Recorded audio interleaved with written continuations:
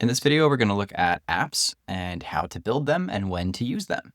So on the Discover Community page, you're just going to click on Apps, and you can see some of the common apps that are here, but what we're really focused on is building a new one here. So go up to New and then choose App.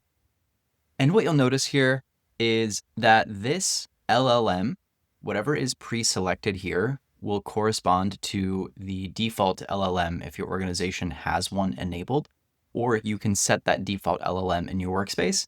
Mine is currently set to Gemini 3 Pro Preview, but you can choose any model to run this app on. So just looking at the anatomy of an app at a high level, we have on the left user inputs, constants, and files, a button for new inputs over here. And then on the right side, we have the LLM, we have prompts, and you can add new prompt sections and you can move them around. We have prompt templates. If you're not sure where to get started, using any of these 5 is a great place. So we can choose a persona and we can just backspace to get rid of these. We can choose a persona and then we can also choose the tone and the role, the output, and some examples. If you use these 5 templates, you'll have an app that works pretty well.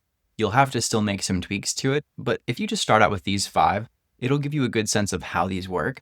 So you can tell it, you are a social media content creator. And this task is very important because lots of people buy our products online and your job is to create social media content, and please structure your response in the following format. 3 LinkedIn posts.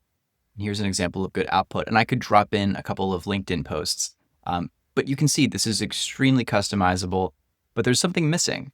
If we go to preview, there's nothing to do here.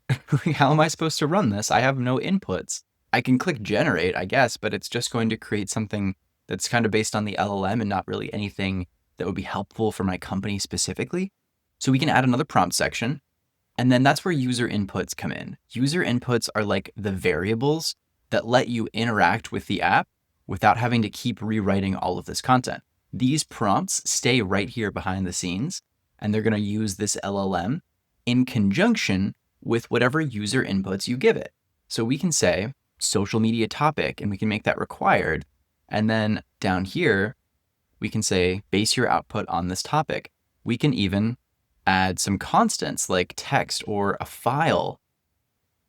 So I can drag in information about my company. So I just added a Hatz AI security 1-pager here, and I'm saving that. And you can see this is blue. And then I can also say, and this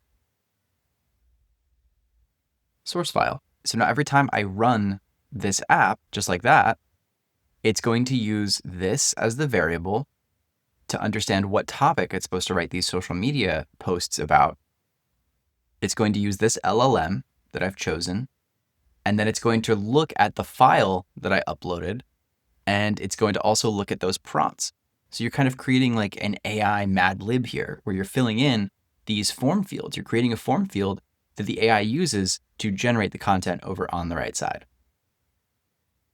And then when you're ready, when you're happy with the way this looks, you can publish the app, give it a name.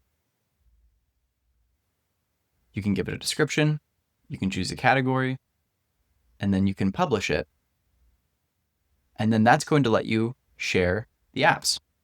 We'll have a whole section on sharing apps later on.